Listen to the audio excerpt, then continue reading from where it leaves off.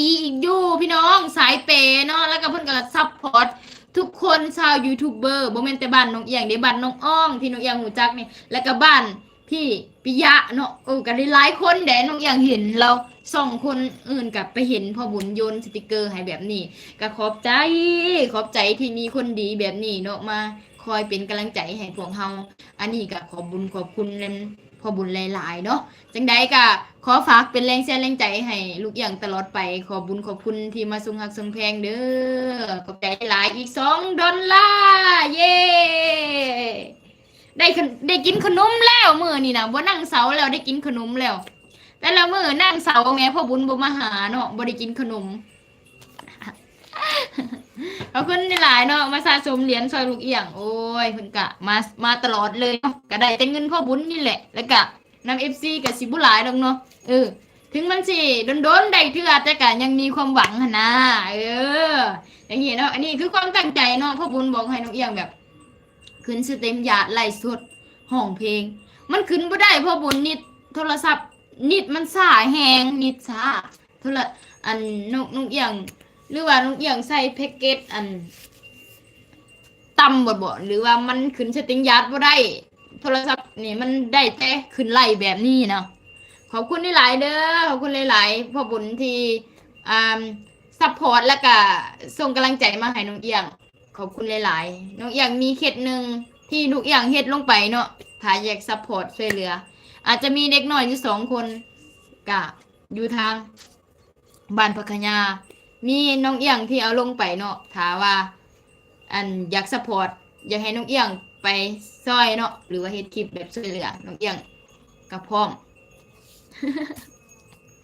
น้องที่น้องเอียงเอาลงได้เอาลงนะแต่ว่ากับบ่ดังลงเนาะทุกคนเนาะแต่ว่าบ่ดังคลิปน้องเอียงก็ได้แต่ว่าบ่ดังแล้วก็บ่มีคนรู้จักหลายเนาะตอนนี้ก็ฝากนำ FC แหละเนาะจังใดก็ขอบคุณที่ส่งหักส่งแพงขอบคุณที่มาส่งกำลังใจให้น้องเอี้ยงนะขอบคุณที่มากดไลค์กดเลิฟให้ขอบคุณอีพ่อบุญหลายๆที่มาซัพพอร์ตยืนเหรียญยืนสติกเกอร์ขอบคุณทุกคนเลยที่มาแวะในมื้อนี้เนาะขอบคุณ15 ไลค์15 เลิฟเด้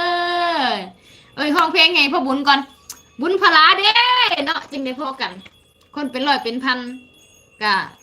มอบให้พี่จำลองแล้วก็ทุกๆคนทุกท่านเด้อคุณเพื่อนเขาสวนละจะเนี่ยผัดไปสวนเป็นไงเอาเพลงบุญพลามยังนั่นอีก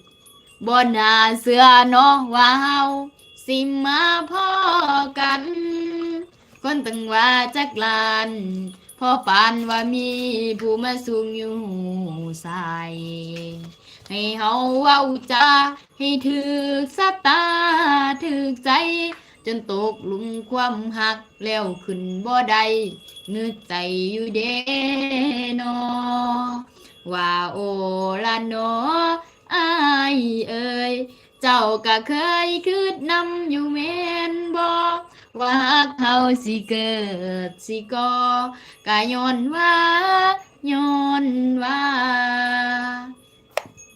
บุญพลาเด้เนาะพาเฮามาพมพ่อ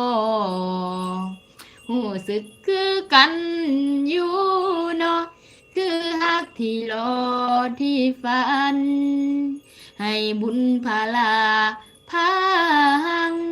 ให้ฮักเขาคือเก่าทุกวันได้หายใจอยู่ใกล้ๆกันจนฮอดมือตายได้ซ้ำนี่ก็พอบ่น่าเชื่อเนาะว่าน้องสิพ่อฮักแท้นอกจากพ่อกับแม่ก็มีแต่เจ้าหั่นละเด้อเอียงว่า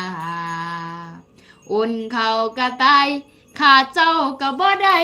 สันดอกว่าเบิ่งแย่งกันไว้ซาให้สมบูเพเฮาร่วมสร้างมาเด้อว่าโอละเนาะอายเอ่ยเจ้าก็เคยคิดนำอยู่แม่นบ่ว่าฮักเฮาสิเกิดสิก่อก็ย้อนว่า